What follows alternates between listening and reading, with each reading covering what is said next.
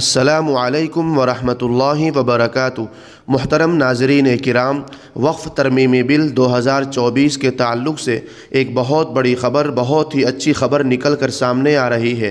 اس سے پہلے آپ جانتے ہیں کہ ہمارے علماء کرام نے بہت سارے بڑے بڑے نیتا لوگوں سے، بڑے بڑے لیڈران سے بات چیت کی اور ان سے کہا کہ آپ جو ہے اس بل کی مخالفت کیجئے، اس بل کے خلاف پارلیمنٹ میں اور پارلیمنٹ کے باہر بھی سرکار سے اپیل کیجئے کہ اس بل کو ریجیکٹ کیا جائے اور پاس نہ کیا جائے۔ تو اس طرح کے بہت سارے نیتاؤں سے، بہت سارے لیڈروں سے ہمارے بڑے بڑے علماء کرام نے، مسلم پرسنل لاء بورڈ نے ملاقات کی ہے۔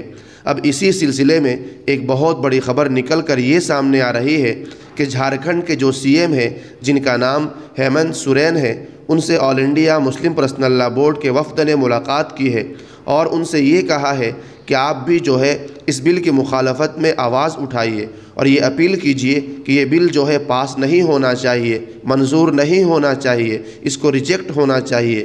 تو اسی متعلق All India Muslim Personal Law Board نے ایک بیان جاری کیا ہے۔ وہ مکمل بیان کیا ہے، آئیے میں آپ حضرات کو پڑھ کر سنا دیتا ہوں۔ ناظرین کرام، اس بیان کو پورا سن کر جائیے گا اور ہمارے چینل کو بھی سبسکرائب کر لیجئے گا۔ محترم ناظرین کرام، دیکھیے بیان یہ جاری کیا گیا ہے۔ وقف ترمیمی بل منظور نہیں، ہیمنت سورین۔ وزیر اعلیٰ جھارکھنڈ سے All India Muslim Personal Law Board کے وفد کی ملاقات۔ رانچی، 9 اکتوبر 2024۔ جھارکھنڈ کے وزیر اعلیٰ جناب ہیمنت سورین نے وقف ترمیمی بل کو غیر آئینی، غیر جمہوری اور بھارتیہ جنتا پارٹی کی فرقہ وارانہ ذہنیت اور سماج کو بانٹنے کی سوچ کا آئینہ قرار دیا۔ یہ بات انہوں نے آج All India Muslim Personal Law Board کے ایک اعلیٰ سطحی وفد سے کہی۔ وقف کانفرنس کے موقع پر یہ ملاقات عمل میں آئی۔ All India Muslim Personal Law Board کے وفد کی قیادت بورڈ کے صدر مولانا خالد سیف اللہ رحمانی نے کی۔ وفد میں بورڈ کے جنرل سیکریٹری مولانا محمد فضل الرحیم مجددی، ترجمان ڈاکٹر سید قاسم رسول الیاس، مولانا ابو طالب رحمانی، ممبر بورڈ اور جھارکھنڈ میں موجود بورڈ کے ممبران ڈاکٹر محمد یاسین قاسمی، مولانا مفتی نظر توحید اور ڈاکٹر مجید عالم شامل تھے۔ اقلیتی امور کے وزیر جناب حافظ الحسن انصاری نے اس ملاقات کے لیے کلیدی رول ادا کیا اور ملاقات میں بھی موجود رہے۔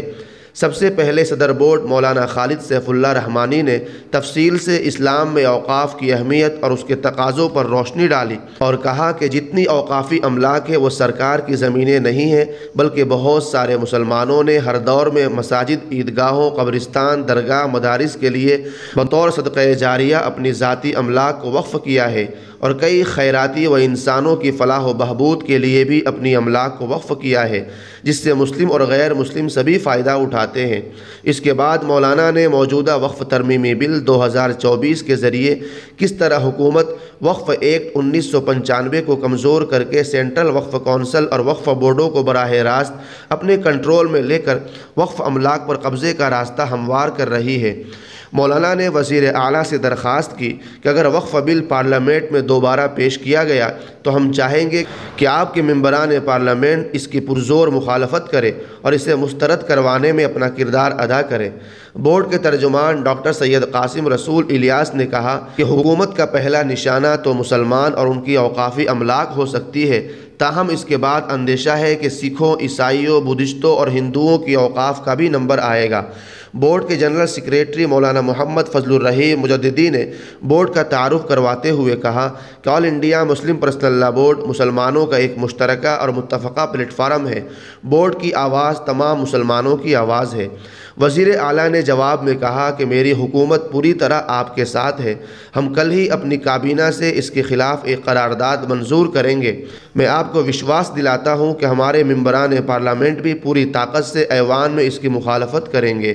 آخر میں وفد نے بورڈ کی جانب سے بل کے جائزے پر مبنی ایک تفصیلی نوٹ بھی وزیر اعلیٰ کو سونپا اور ان کے پرجوش اور حوصلہ افزا اظہار خیال اور حمایت پر ان کا شکریہ بھی ادا کیا۔ تو ناظرین کرام، یہ تھا All India Muslim Personal Law Board کا وقف ترمیمی بل 2024 کے تعلق سے ایک اہم اعلان۔ اس سے متعلق آپ کی کیا رائے ہے؟ کمنٹ باکس میں اپنی رائے کا اظہار ضرور کیجیے۔ شکریہ۔ السلام علیکم ورحمۃ اللہ وبرکاتہ۔